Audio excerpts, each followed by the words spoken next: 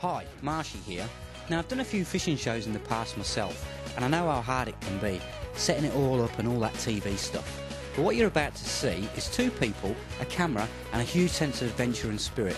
These guys just got up and went fishing, not to show you how it's done like all those other TV shows, but to share their experiences of how they did it. They didn't even have all that fancy fishing gear either.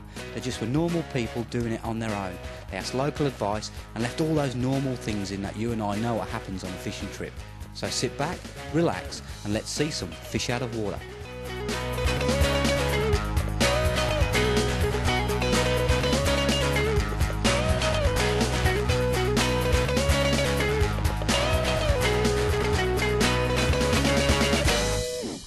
First stop, Exmouth, 1,270 kilometres from Perth.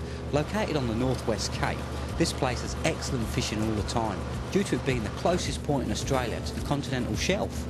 The first recorded landing on the cape was back in 1618 by Captain Jacobs and the crew of the Mauritius. During World War II, it was a refuelling stop for submarines, and then it was an Air Force base was established just after the war.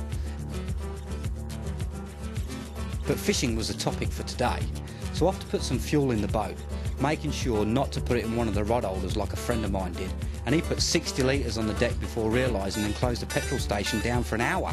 Not a good start.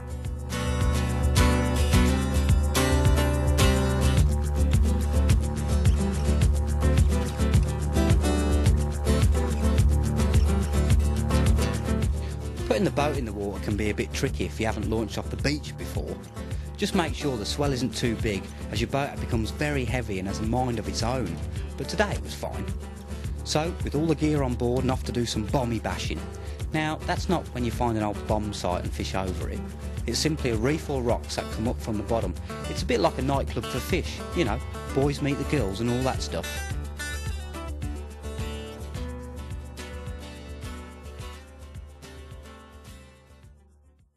Situation is less than perfect out here today. We're doing a bit of bommy bashing actually, and behind us we've got a nice big bommy.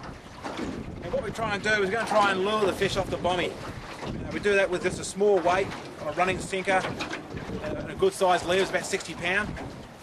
And the reason why we've got to lure them out of the bommy is because if we drop it on top, they'll grab it, they'll wrap us around and they'll just do us like a dinner. This was a lesson learned the hard way. Last time we did this we lost about 12 rigs in an hour. Since then we've learned, so we're going to give it a go and see if we can pull a nice fish or two off the bommies that are sitting around us.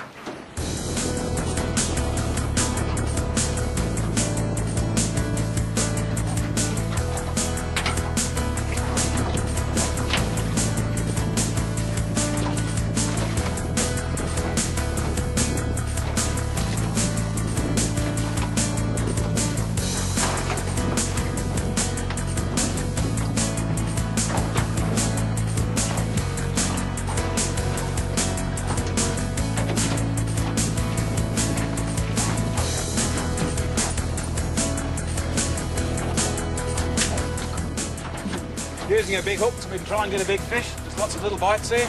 We're ripping these fish. They nibble, nibble, nibble. They nibble, nibble, nibble, and they take the hip off the steam frame if they don't.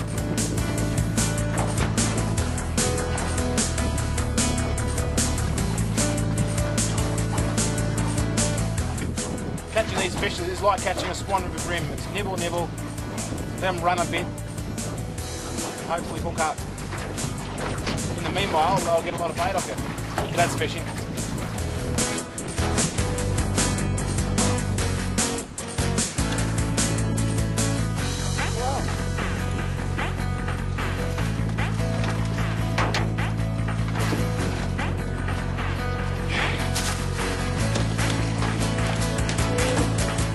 So bombing bashing has its rewards. It's got a bit of patience. So far we haven't done a rig. We're only fishing at about 7 foot of water. So you can't give them an inch. They'll bury you around the bommy and break you off.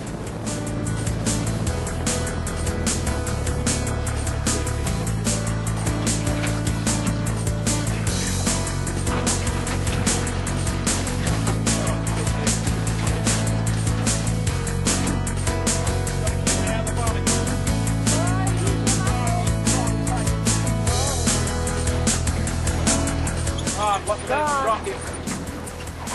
So that spun the reel, got the better of me. hook me into the deck. Gotta be real. Gotta hang on to them. And that's 25 pound locked up.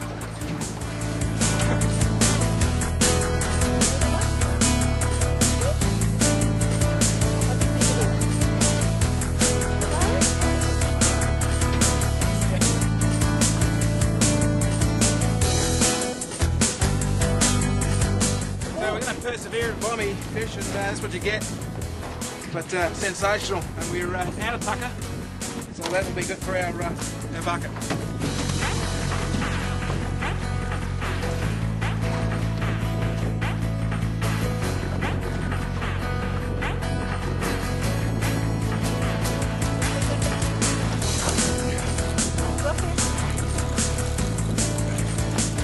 It's going like hell.